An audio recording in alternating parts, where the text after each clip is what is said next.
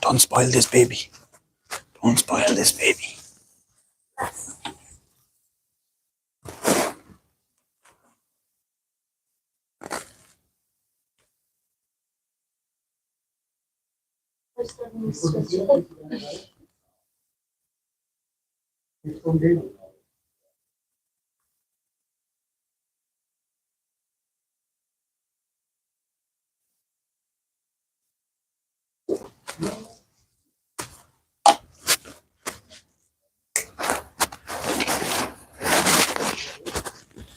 No.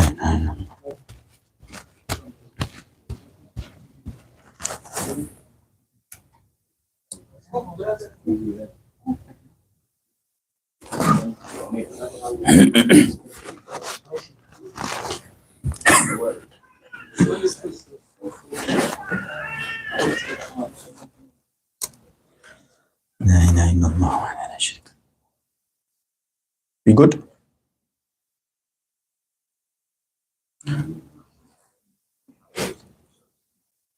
بسم الله الرحمن الرحيم نحمده ونصلي ونسلم على رسوله الكريم أما بعد رب اشرح لي صدري ويسر لي أمري واحلل عقدة من لساني يفقهوا قولي.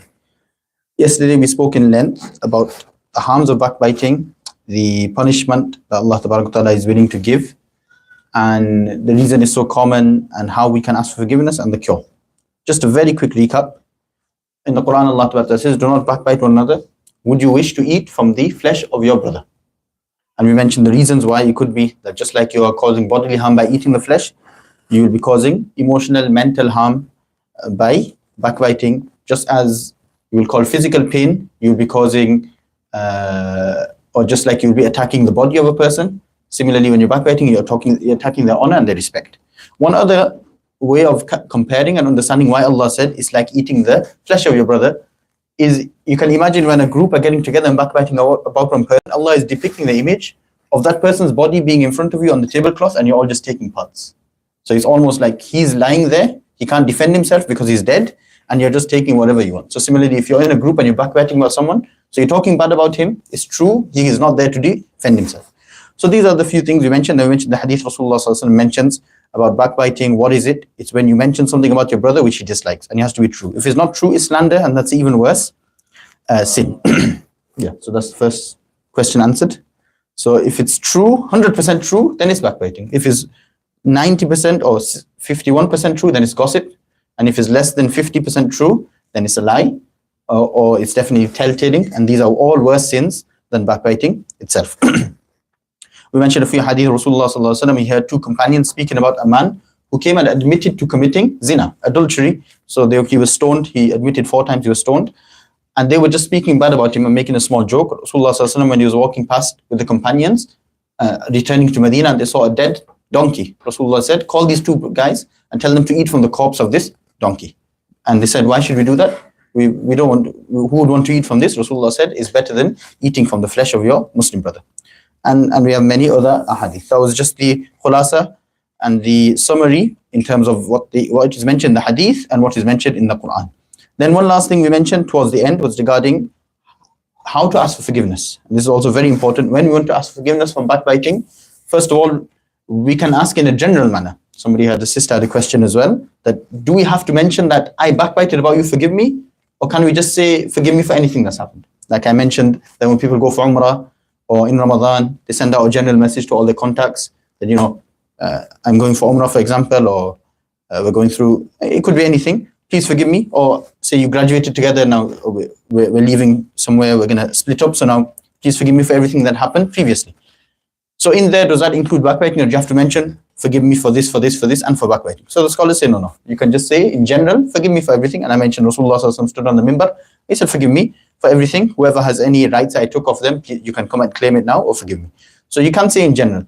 But if the person now says, what are you asking forgiveness for? Do you remember anything? Now you have to mention, no, maybe it was, I backbited, I stole something, whatever. So now he has the right to ask, or he or she has the right, and you should actually break it down and tell them. Now you tell them, I backbited about you. Is that enough? They can say, I forgive you, or do you also have to say what you said in your backbiting? So generally the scholars say you don't have to say it. And in fact, if you know what you backbited about them is going to emotionally hurt them even more, then you actually should leave it out. Don't mention to them what you said. Yes, if it's something that is a fault in them, that they can improve themselves by you telling them. For example, you say to someone, we're always talking about how bad your breath is, for example, to somebody. So that's your backbiting, that's a sin. But now you telling him will make him feel bad, but he will now try to improve himself, knowing people are talking about him.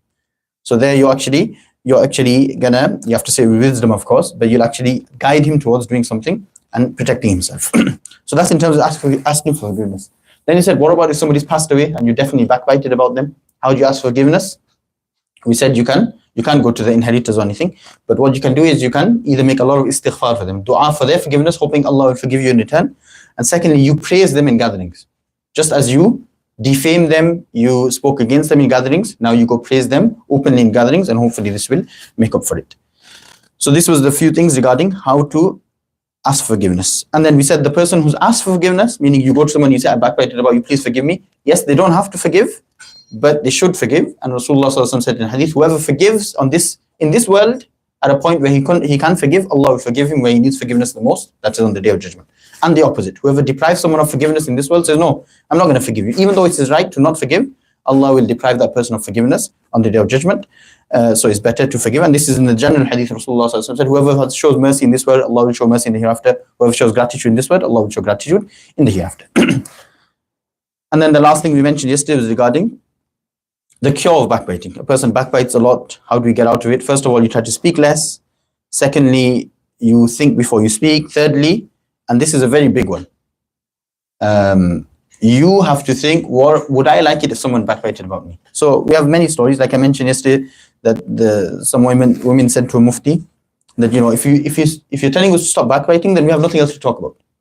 And Mufti Taqi Uthmani hafidhullah, he wrote a small treatise, a small booklet regarding backbiting, its harms, and these kind of things. So one professor in Pakistan wrote back to him. He said, Mufti Sahib, you mentioned about backbiting, and if we take this backbiting out of our life is going to become very joyless. It's going to become very pika, like very light. Like, what do we talk about? He said, apart from saying Allah, Allah, what do we have left to say? Now, if I explain really about backbiting, then even Hussein will say we can't even speak about one lazy Manchester United player. Or we can't speak about something even something that seems so, because technically that's backbiting. I can't speak about a politician who's corrupt, because that even comes under. So what's left? So he said to Mufti Taqi that what's left in our life? And he even said something, because sometimes they say the public in Pakistan are very rationally thinking about Islam. So he said, I think Islam doesn't want this. They're very quick to make these kind of sentences, that I don't feel Islam would want us to go to this extent of not backbiting. But then Mufti Taqi gave a good answer. He said, if you think taking out backbiting from your life is joyless and it's going to take joy out, what about if I was to tell you that you go into a room and everyone in this room backbited about you? Wouldn't that take joy out of your life? So when you think of it like that yes, maybe I'm not going to enjoy it if I have to stop backbiting or cut down on my backbiting, but would I enjoy it if I know everyone's backbiting about me, or everyone's backbiting about my mother, or someone like this, somebody close to me? So that's how you have to think about it. And we know that from the famous hadith of Rasulullah, when somebody said, give me permission to commit adultery. So Rasulullah said, would you like it to happen to your sister? Would you like it to happen to your mother? And through that, the person started to actually dislike the sin. So he came wanting to do a sin, and he ended up disliking. Similarly, we should be like this. Regarding backbiting, you should think, would I like it if someone spoke to me or regarding me in the same manner I'm speaking to someone about them? And that's the main thing. So this was just the summary about yesterday regarding backbiting. Today we're going to go into some particulars. First of all, we're going to cover what constitutes and what actually is backbiting and what isn't. So through that, we're actually going to go through 6 or 7 times backbiting is allowed. So when we cover these 6 or 7 where backbiting is allowed, then we'll understand which things are not allowed, what doesn't come under backbiting. So first of all, backbiting is anything you mention about your brother that he dislikes. That's it. And they can't be there, or they shouldn't be there, and you mentioned. Now, when is it allowed? The first scenario where backbiting could be allowed is when a person is seeking justice. Meaning, you go to the court, you go to government, you go to the authorities, and you say, so-and-so did something wrong. So-and-so did something bad to me or bad to someone, and I witnessed it. Now there you can't say, no, but I don't want to open up someone's sin. No, there you have to let somebody know, especially when somebody is being wronged. So there, backbiting is allowed, and you generally won't even call it backbiting. So if a crime happens or something, and you say this happened, then that's okay. Backbiting is allowed in that scenario. The second scenario. In that scenario, you can only go to somebody of authority. You can't just say to anyone that, hey, this person's done this, and you go to the next person and say, this person did this crime, and you keep mentioning it. Yes, you don't go looking for people's faults. It's very important. We don't go looking for people's faults, even to tell the government or tell the police. There's an amazing story of Ibn Masud radiallahu anh. Somebody came running to him and said, so and so has been drinking. So Ibn Masud radiallahu anh said, did you see him drinking? He said, no, but I saw his beard is full of alcohol, is dripping with alcohol. Ibn Masud radiallahu anh again said, did you see him drinking? The man said, no. So he said, that's it, we'll leave it. When we see him drinking or he comes and tells us he's drinking, then we'll invoke the punishment, the martial law that needs to be given to him. So that's why we understand. You don't go further. And Umar radiallahu anh said, when you see your Muslim brother doing something wrong, try to come up with 70 excuses. And then if you still can't make any excuse for him, you see somebody walking into a nightclub. So, they're going to make dawah.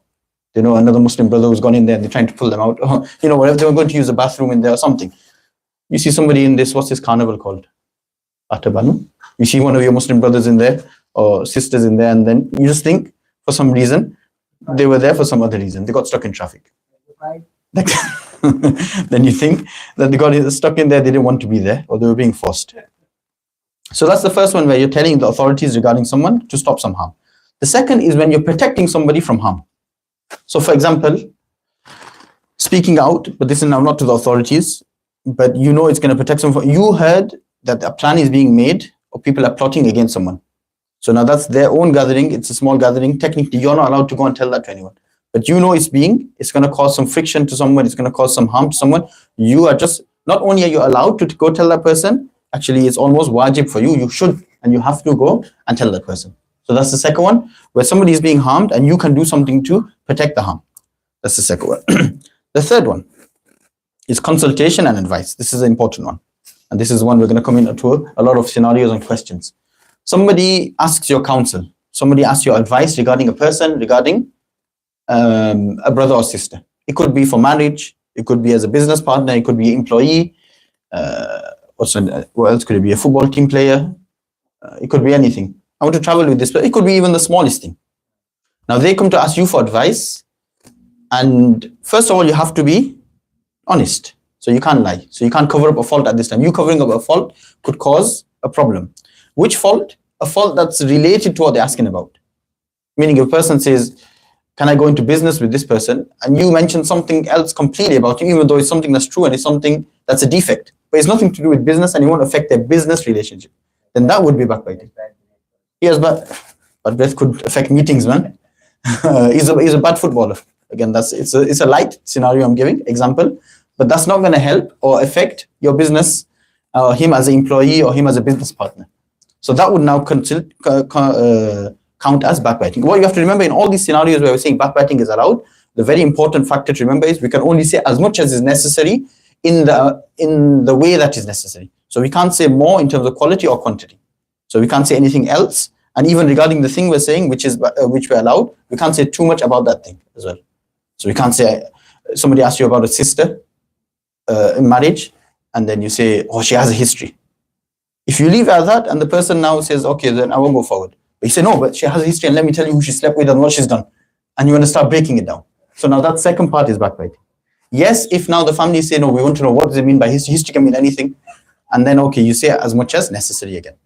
So this is very important for us to remember where we draw the line. So this is where we're talking about consultation advice. We have the hadith of Rasulullah sallallahu alaihi wasallam. A woman came to Rasulullah sallallahu alaihi wasallam and she said, oh, Rasulullah, I want to get married to two people. Or out of two, one of them. So one of the two, I have a choice. Well, these are my two options. Who do I take? So here, imagine Rasulullah is the best of people, and still Rasulullah took out two defects from them, just to let her know, as a warning. He said, Amma Abu Sufyan, فَسُعْلُوكٌ لَا مَالَ لَهُ. As for Sufyan, radiallahu anhu, he was a companion, but he said he's su'luk, he has no wealth. Su'luk actually means like he's kind of, you can say bankrupt. He's poor. So you want to marry him, I'm just telling you that he's poor. And then the other one, Jahm, I think is the other companion, he said, فَكَانَ لَا يَرْفَعُ عَاتِقِهِ عَنْ أَهْلِهِ. He never removes his staff, his stick, from his family, meaning he has a previous family or he's married to a first woman and he's constantly beating his wife and kids. So Rasulullah said it's straight, and these both connect to a woman. So a woman, if she's going to marry a man, obviously he's going to provide for her financially, so she needs to know, can he do that? Secondly, if she marries a man and he's going to abuse her or children, then she needs to know this. So Rasulullah told it openly. So that's where we understand when counsel comes in play, no, you have to mention, and something that's necessary, you have to warn the people or the person directly. So here we understand again, it's not backbiting as long as it's pertaining, appropriate, you're only telling the people who necessarily need to know. For example, now again we come back to the marriage scenario. You're in a whole group of people and they've just asked you about this one person. Now, why do you need to tell the whole room of people? No, you tell the woman, you tell her father, the only people who are directly need to know. That's it. So you have to limit how much you're going to say. So this is in terms of consultation and advice. The next one where it's allowed is when you're asking for a fatwa. A fatwa or a qada when there's a qadi. But say you're going to a mufti, a woman, a man, whoever goes to a mufti, and now they're complaining about someone, they need a fatwa. A woman says to a mufti, it could be as anonymous, or she could even say her name, that who she is, and the mufti could even know who she is. And she says, my husband, my father, my brother, they're doing such and such, say this to me. And obviously, technically, it's a private matter, it's a private issue, but now she needs a ruling. There she's allowed to open up. But if she can stay anonymous, she can say a certain sister, her husband, or she can somehow get away with not telling, not making it specific, especially if the mufti knows the person as well, then that's okay. That's better actually. But because a fatwa it's case by case basis. A fatwa is not something that's general. So the mufti will know the situation of these two people. He'll give the fatwa accordingly. For example, a woman says that my husband's not letting me travel to my mother's home to help her, and this, whatever. And she's just saying as a general, and she's saying it without telling who the husband is. And then he's going to give a ruling saying, no, you should go to your husband's home, to your father's home and help out. But now if she says, my husband is so and so, and then he's not letting me go, but now the mufti knows who the husband is, and maybe he is very ill, he always needs her attention. Now she goes far to her mother's home, she's neglecting him for 3-4 days, so now he'll have to change the fatwa. So now when the scenario comes that the woman should tell who the husband is, or the man should say who the woman is, whatever, then there it's allowed. But if you can stay anonymous, that's always better. So when you're asking a fatwa, there again you have to be open about it, so the mufti can give the right fatwa. Withholding information is going to cause the fatwa to go that way, and I gave an example yesterday which we don't need to repeat. So that's in terms of fatwa, very important. Next one's public behavior. This is another very important one. Public behavior means if somebody is open with their sinning. He's ready? You can give it up. Or you want to listen to last two first? Public behavior. Somebody is open with their sinning.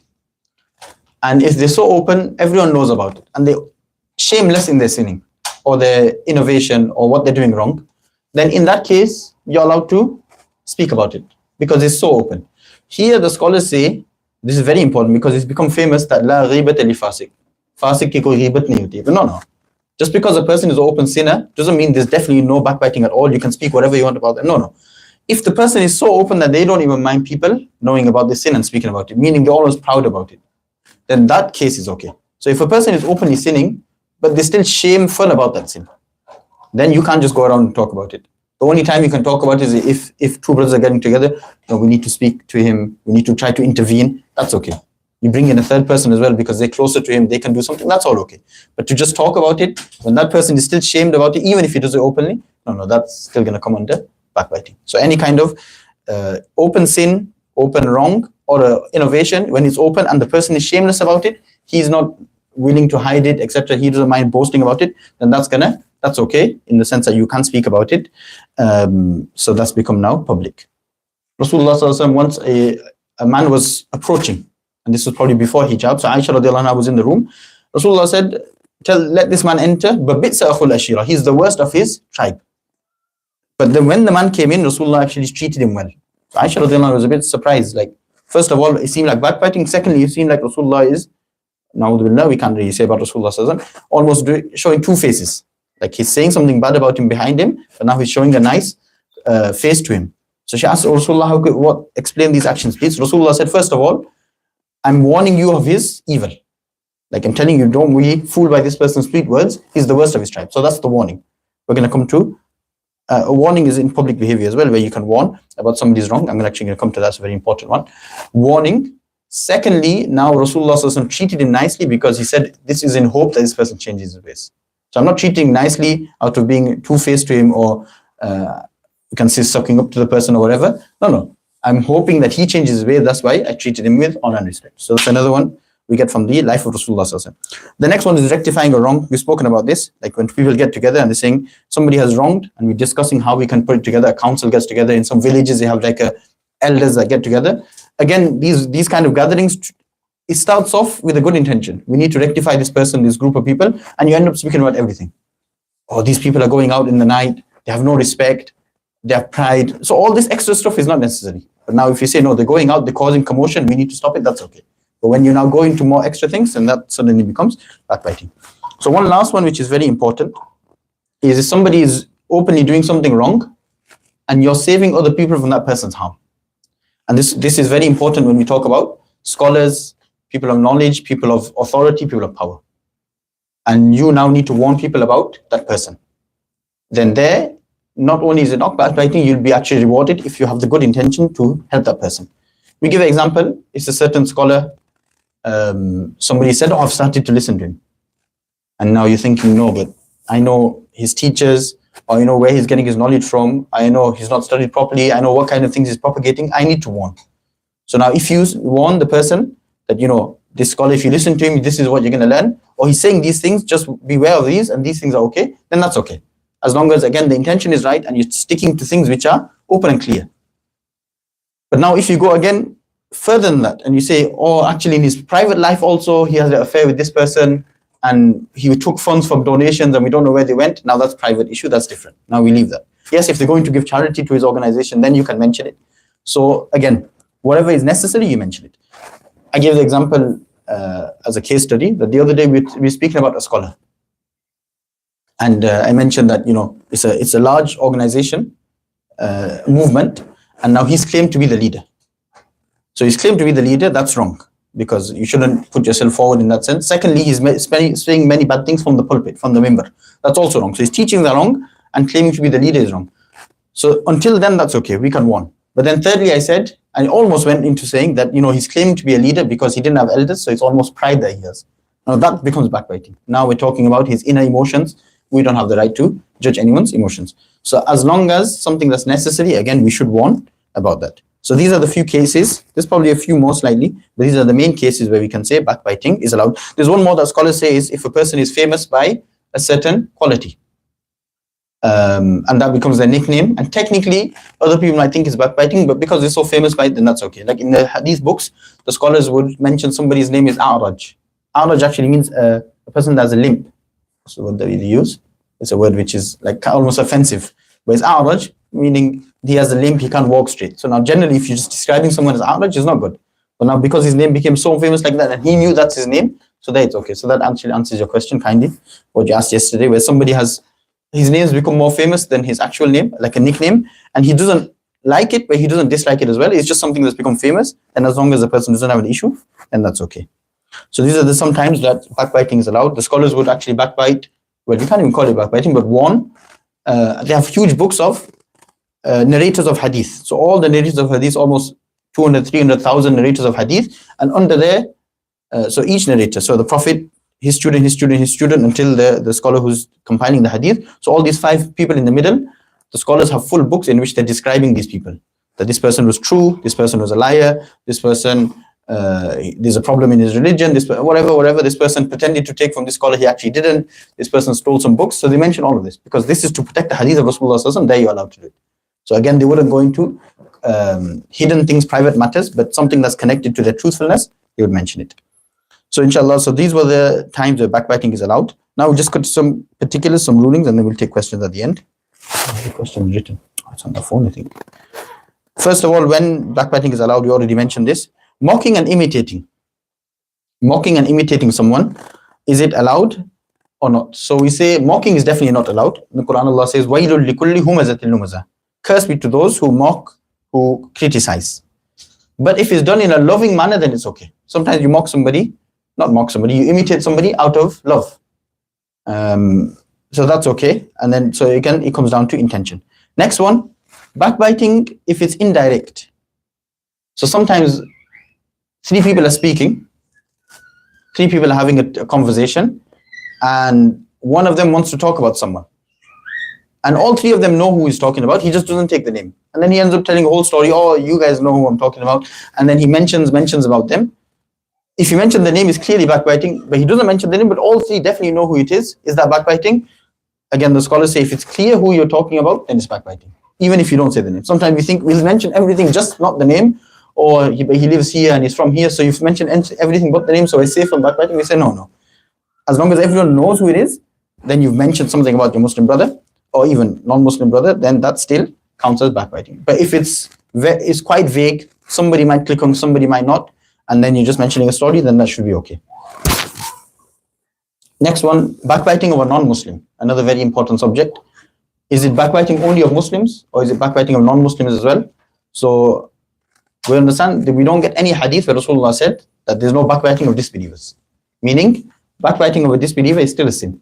Yes, it may be that there's levels of backbiting. The backbiting of a pious friend of Allah is the highest, then a Muslim or an elder, then a general Muslim, and then it'll go to a hypocrite, it'll go down. A non-believer will be a less level of backbiting, but it's still going to be a sin. So we can't openly even backbite about a disbeliever. This also comes under backbiting. If something is clear, like it's in the news, then are we allowed to speak about it? Because now these scenarios weren't there at that time. Now something is in the news, everyone knows about it. Like that, yeah. Or something like somebody's accused of something, there's a court case going on, people are talking about it. Can we talk about it? Now the scenario changes because now everyone knows about it, it's in the news, the person knows he's going to be in the news. So they say again, you talk as long as things are clear. But now when you go again into, or maybe he's been paid off, maybe this has been happening, then that suddenly comes under backbiting. Now we come to one very important thing, which is backbiting in a gathering. There's a gathering happening, backbiting is going to happen in the gathering, or backbiting is happening in the gathering in front of you. What can you do and how should you react? So we have a few scenarios. First of all, before you go to the gathering, there's going to be backbiting. So these people sit till late, they play cards and they backbite. So what do we do?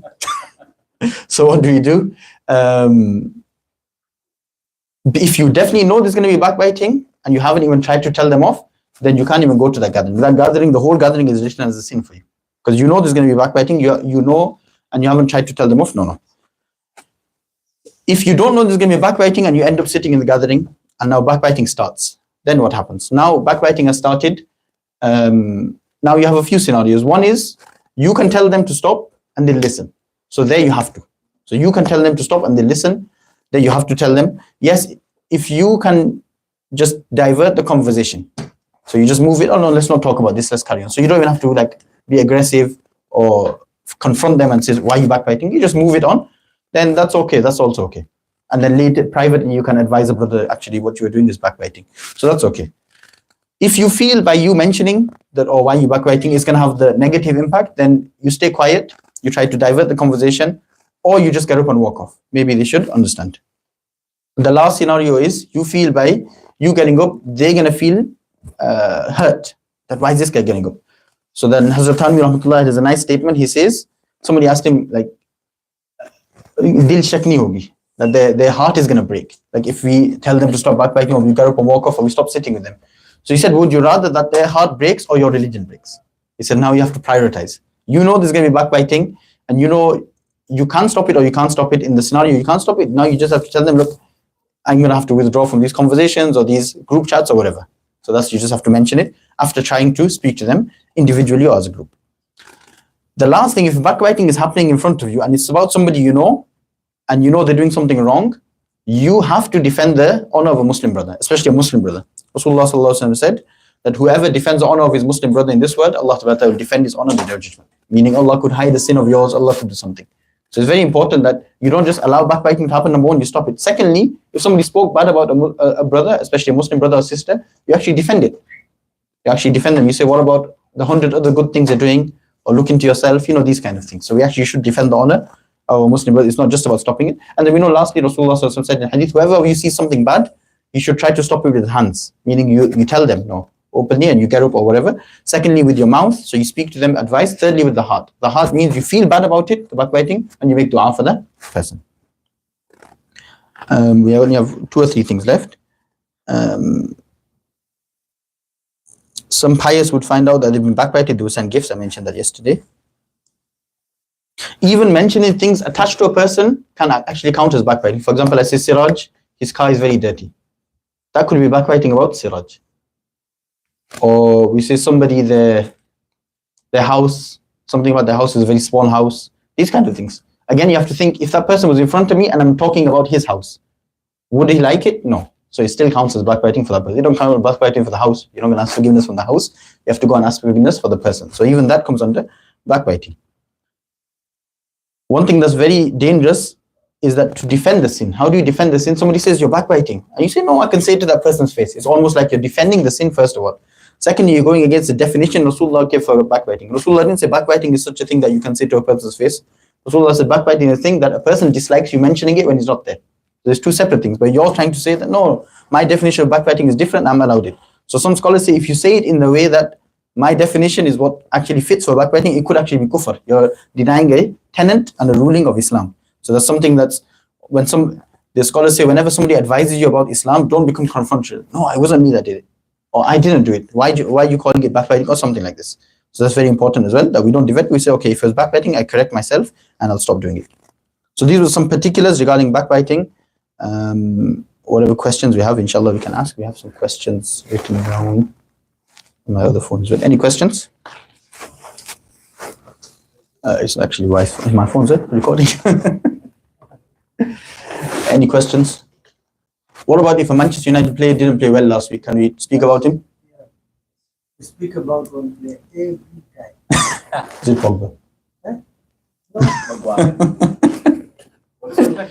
Generally, I mean, now it's like the scenario has changed. You're criticizing, the scenario has changed.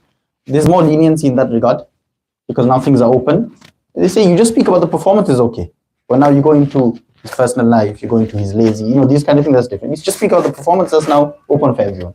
So you keep it to that level, sports analysis kind of, then that's okay. The other thing is, back home we have so many leaders, even throughout the world. So many leaders who have done so many things. No evidence. People start this podcast to try and put them down, show how bad they are, especially like our president was. That's one biting. No, man, if he's openly the worst, then that's okay. Your warning goes off. It's bad. That's okay, man. That's not backbiting. The backbiting will come when you're talking about things that are accusations, that are personal, or even like things that have no evidence. If it's a most likely something that he's most likely he's doing this, most likely Modi is just doing things against the Muslims for a certain reason, that's a different issue. But when we're just kind of making assumptions and these kind of things, then that's where we go wrong. So that's where the difference will come in. There is a hadith that something bad is happening, then you Stop it with your hands or your mouth. Yeah. Yes. Right? So now we are saying that so much is happening in Gaza and no Muslim leader is standing against. So we can tell them that they are doing wrong, this is what they are doing is not correct, or that comes under backbiting. We tell them, or we speaking about it? We are speaking about it. In that one, we can speak about it, the action that they're not doing. What we have to assume also is that we can make an excuse for them, that there could be some reason, maybe to protect their own people or for some other thing. Or maybe they are doing something that we don't. That's the other thing. So that's why I said we make excuses for our Muslim brothers. But yes, we can speak about the open action. Why are the Muslim leaders helping? So to that level we can speak, but we can also hope that there's some kind of excuse or something going on in the background. So we don't. That comes now, and that's different because it's the open sinner. That's different. That's the biggest open sinner there probably is after the orange guy in the White House.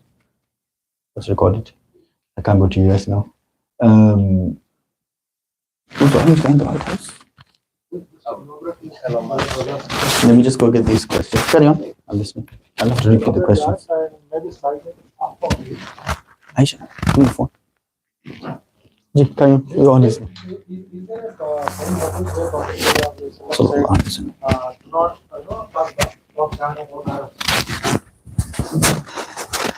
Rasulullah, he said, love the Arabs, do not hate the Arabs, yes. And because I'm from the Arabs, etc. In that sense, can we not criticize them? No, that's as a whole. The Arabs in general. So here we're talking about the leaders, or we're talking about certain Arabs. But for us to say Arabs are like this, that's the difference. So you say, no, that's a misunderstanding of the hadith. For us to now say generally Arabs cowardly, they're stingy, or they have other kind of bad qualities. To generalize and speak against the Arabs, that's where we'll go wrong. But now specific Arabs or people from them lands who are doing something openly bad, no, that's different. That's a different issue. It's similarly where Rasulullah says, look after my Ahlul Bayt, the people of my lineage. Not lineage, progeny. So there again, if they're doing good, then we look after them. But if they're like one of the leaders of one of the Muslim countries is definitely from the family of the Prophet, but he doesn't seem to be doing anything, even though he's in a position of power. But then, so there we can't speak openly, or people can speak against him, etc. I don't want to go off topic, but I just wanted to just elaborate a little bit on this topic. Actually, the hadith that like Syria is one of the most beloved countries to Prophet and to Allah, but actually, what brother is saying is correct. When you go there, they themselves say that these are the worst people in the world. Like the Arabs themselves say, the GCC Arabs, that the Syrians are the worst, the Palestinians are the worst people. They themselves say this. So what is the? I mean, I don't understand how we can. They are painting broad strokes about their own Arab brethren. We are not there. We are just listening to what they are saying. So how do kind of make both the statements compatible? Huzur is saying that don't say anything about the Arabs, but here the Arabs are themselves saying that they are the worst people in the world. They say that they sold off Palestine themselves. If you go to the Middle East, most of the places, they say they sold off the Palestine themselves. It's not the outside person to blame. And they're saying that out of regret? Remorse? It's more of a, I don't want to be backbiting, but they just say that they put the blame on the Palestinian itself, saying that they themselves did not protect their lands. They sold it off. They got big money, they sold it off, and they went off to the United States. Oh, wow. If they would have held on to their lands, nobody forced them to sell it. They themselves have so much of between. I mean, when, so the question is like, we have, I mean, Rasulullah Sallallahu Alaihi Wasallam said to respect the Arab people. Now, if we speak bad against the Arabs as a general, as a whole, just for them being Arabs. So one is now some bad qualities come within the Arabs, and it's not going to be all the Arabs. And Arab is such a general term as well. It's not everyone that speaks Arabic is Arab. People in Morocco are actually African, but they speak Arabic. So you can't really call them Arabs. And for example, so can we now say, I lost the question. But would it be backbiting for us to say something about the Arabs? The question came from the Muslim rulers, that if they're not doing something for Palestine, would it be backbiting? We speak against them. So we say in the Hadith, Rasulullah Sallallahu Alaihi Wasallam said to speak against the leader when he's doing something wrong. This is the best kind of jihad. So even though you don't know the whole picture, but to speak out, and then maybe the leader can now defend themselves. Now, if we're just talking in our small circles and we keep speaking against them, that's not helping. Like if somebody from the country went and spoke, or somebody on TV spoke against them, why are you not?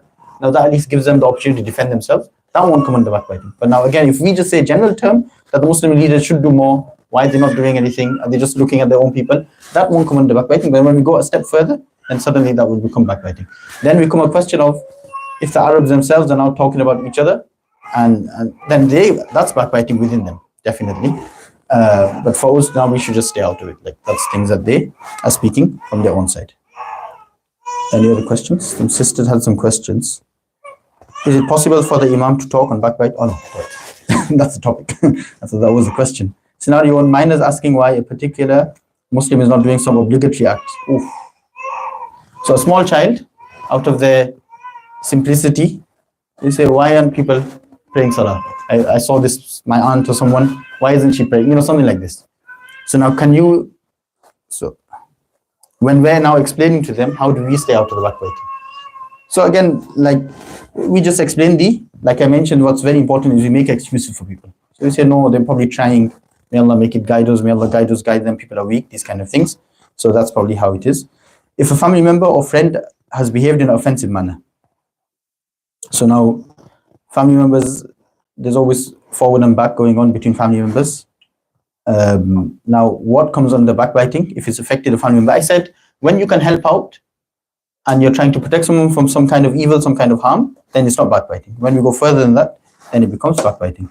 A family member's poor financial management and luxurious lifestyle impacting their own children and others with constant call for help to cover basic necessities.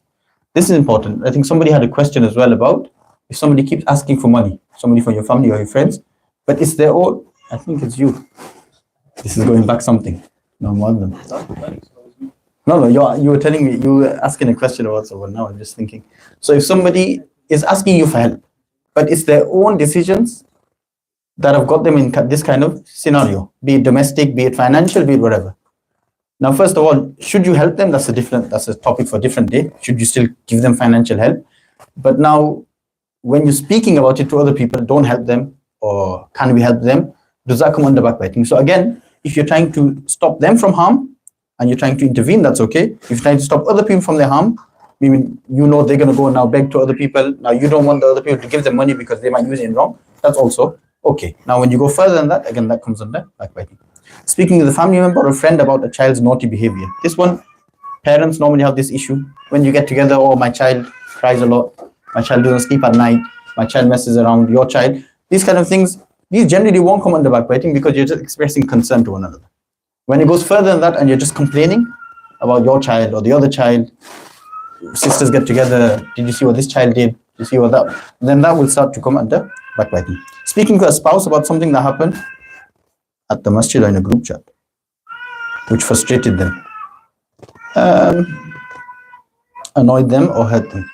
That won't be, if it's general, if we generalize, again, we say some sisters were saying this, some brothers were doing this, I don't like how this is happening in the masjid, then that's not backbiting. Again, when we start to speak about individuals, unless now it's going to be taken up with the individual to guide them, or taken up with the imam so you can speak about it, then that won't come under backbiting. But if you're speaking about individuals and you're mentioning names and it's not in a way that's going to help you or the person you're talking to or the person you're talking about, then that will come under backbiting.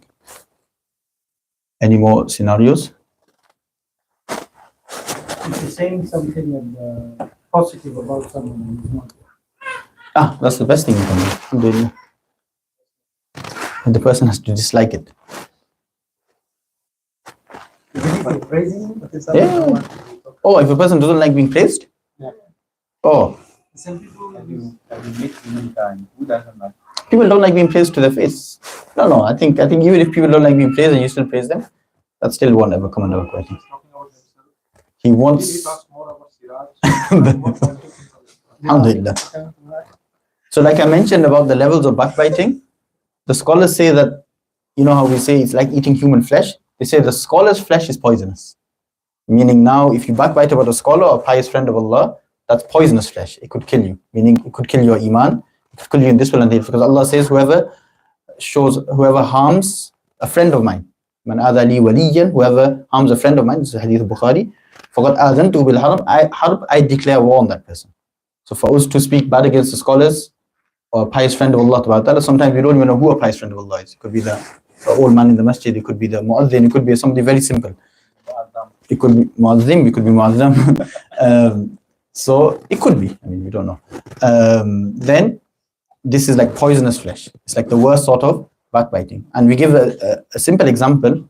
Some people get annoyed with the differences between the scholars. They say, oh, these scholars just keep bickering and talking between themselves, and why can't they just unite? Why can't they just come to one? So that's like, we're talking about high level knowledge, high level scholarship, that scholars are now sitting with the Quran and the Sunnah, and they're trying to come with evidences, and they feel that their point of view is right. How can they now go to the other point of view just for unity? And we just feel like we just want to belittle all of this scholarship and all the effort the scholars make, and we start to say, why don't they just unite? It's the games that scholars play in these things. So you'll see it like amongst public, they have these kind of issues. Why can't the Imam just make everything easy?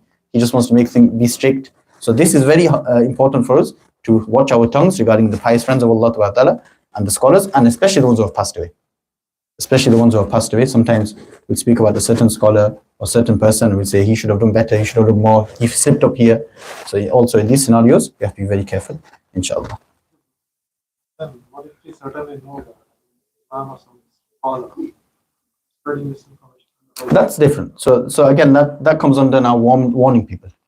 When it's something that's obvious, not a difference of opinion. One is like you have an opinion, somebody has an opinion, and you feel their opinion is wrong, that's different. You can tell people he has this opinion, now you can choose, we feel it's wrong for this reason, that's different. But when you're warning us for something that's completely wrong, maybe he's just being so strict and he's suddenly started to lead people against Islam, or whatever, that could be different issues. So that's different. So that will come under warning people. And someone asked me like certain scholars what they are following and all. They say someone just like tell me they say like this scholar is not very strict in terms of Alhamdulillah. was general advice, like the student Mhm. activities, which are, for example, I just kind of sometimes maybe what's your view? Is it like If somebody is commenting, like the question is, somebody is commenting about a certain scholar and his fatwas or his teachings, saying maybe this scholar is too lenient, this scholar is too strict, and you could have an issue with either one. you don't want to listen to them anymore, and then they don't listen to you? I mean, generally, a person of knowledge can warn you about a person of knowledge. That's one thing, first of all, for us to understand. Like you and I can't go and say, this scholar is wrong because of this, or this scholar is too strict, this scholar is going against Quran. Like, who are we to make them kind of comments? That's the first thing. Secondly, if you personally feel a person is too strict or too lenient, you stay away. And to say somebody is too strict, too lenient probably won't be backbiting. But then to go further than that and say, I think he's too lenient about hijab, he should be saying this or these kind of things, then that will come under backbite. I don't think that's warning against somebody's evil. So I think there'll be a fine line there between what comes as backbiting and what won't. Last question. There are two other things I'm not wrong. One is like a leader is like oppressor or like something is bad is like apparently talking on his face like this form of leadership. That's one thing. Second thing, I've heard somebody talking about, for example, if you have chosen somebody as your leader, you can't just talk bad about him. Do we have that? Have you? Yeah. How do you understand this story? Again, I mentioned you talk bad to him. Talking bad to a person and regarding a person is different. So I cannot talk about my leader. you shouldn't. No, if you've chosen the leader, as long as he's following, or they say as long as he's praying the salah and he's letting you pray the salah, even if some of his decisions are wrong, you don't speak bad about him. Maybe that is in the Khilafah, but in terms of we are talking about democracy. If I voted somebody, maybe he's a Muslim or non-Muslim. I'm not making something if he's doing something wrong. Can I not talk about it in that concept? Because like, since I've chosen him. If you're talking about just his policies, that's okay. So when we're talking about him, his decisions, his policies, to that extent is okay. Because as a Democrat and as a voter, you have the right. So that would be a different issue. So just for you to talk about his policies, actions in terms of in the government, and to push certain laws, etc., that should be okay. But now, again, when we always mention when you go further than that, then that's where you go wrong. Yeah, then you shouldn't be able, even if it's a Muslim or non-Muslim. Just because you have chosen. Yeah, I mean, either whether you chose him or not, it's still backbiting, right? Whether you chose him or not, you're not speaking against the leader. I don't think it comes under them kind of ahadith. No, I think it'll come under backbite. Them ahadith are different. Them ahadith will come under a Muslim leader.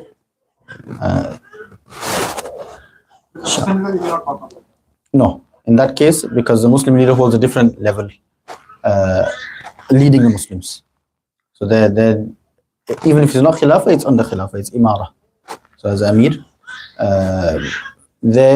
if you've chosen them or they've been chosen by the people of knowledge, the people of wisdom, then you don't speak about them. Even if you feel some things they're doing wrong, again, maybe certain laws you can speak about and speak to people of knowledge again, ask them why are they doing this, whatever. You can, if you have some authority, then you try to bring up with them. That's why we have lobbies. So even in the West, we have lobby systems. So that's where even in Islam, is the same thing.